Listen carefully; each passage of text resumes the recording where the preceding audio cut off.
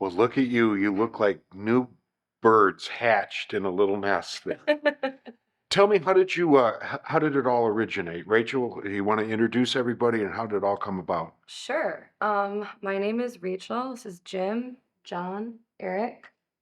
Um, I don't know. I mean, I had some weird life stuff going on, and I had gotten out of the hospital, and I texted Eric, and I was because we had known each other previously, and had always been asking me to jam in his basement.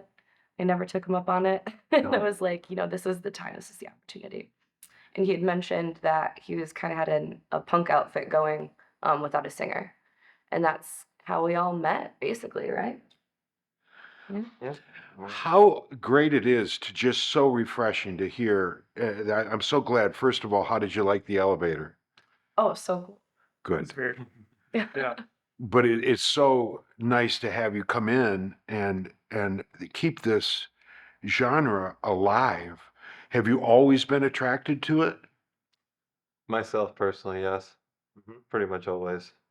Yeah. I think all the Reagan era punk rock really stood out growing up. So it was nothing but Black Flag t-shirts and things of that nature, mostly.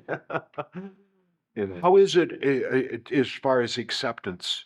Again, I go right back to, I played the Sex Pistols an import album. Everybody's playing disco. Yeah. I'm playing an import album. How acceptable is it today? My mom still hates it. Yeah. Yeah, it's weird because it's like I think it's more accepted than it's ever been, but yeah, it's still like I don't think my dad would ever really like be into what we're doing. Right. Like my parents are proud of me, but they're not, you know, regular punk rock listeners, if you will. I mean, I think, well, I mean, we're at about probably like the fifth wave of punk rock, just about, but with that, it definitely keeps growing.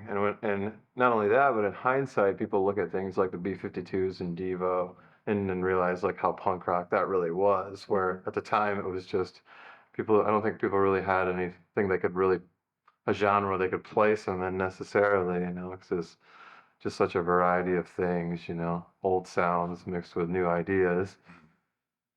How did Blood Moon come about?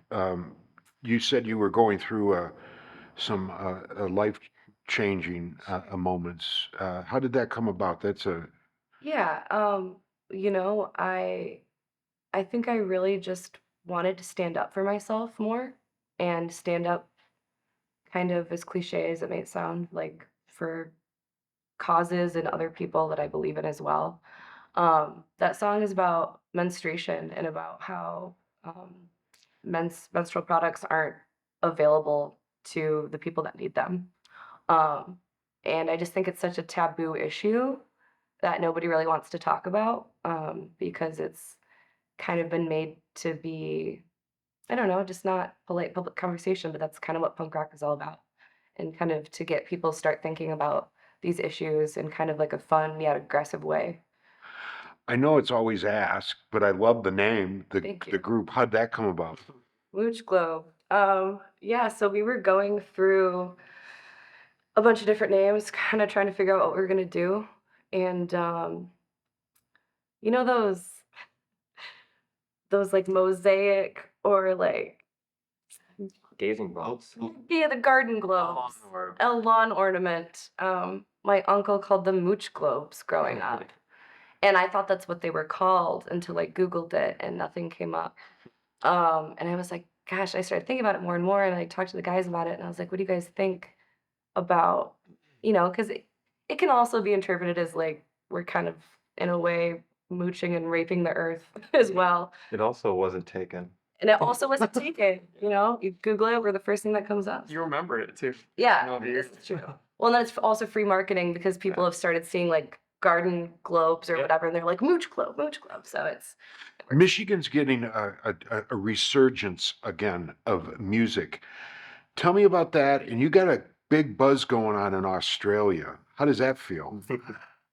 Right. So, yeah, I mean, I think that post-COVID, everybody was just chomping at the bit to get out and to see shows and be part of the music scene. And when everybody was quarantined and so separate from each other, I think we kind of lost that community sense. Um, but it gave a lot of people time to be creative. And now, I mean, Grand Rapids, especially, you know, this is where we play most of our music, is just blowing up with all different types of bands. The punk scene has gotten huge in Australia. So Emil and the Sniffers, like the Chats, I could go on, but they are really kind of holding the reins of, you know, what's hot. And it's cool to kind of, you know, see bands like the Chats are coming to the intersection and stuff. And again, like what you're saying about it being more widely accepted or sought after. Well, we'd love to have you back, and Thank please you. tell others about us, and, Certainly. and good luck with everything. It was really, really great listening. Thanks for having. Thank you very much. me.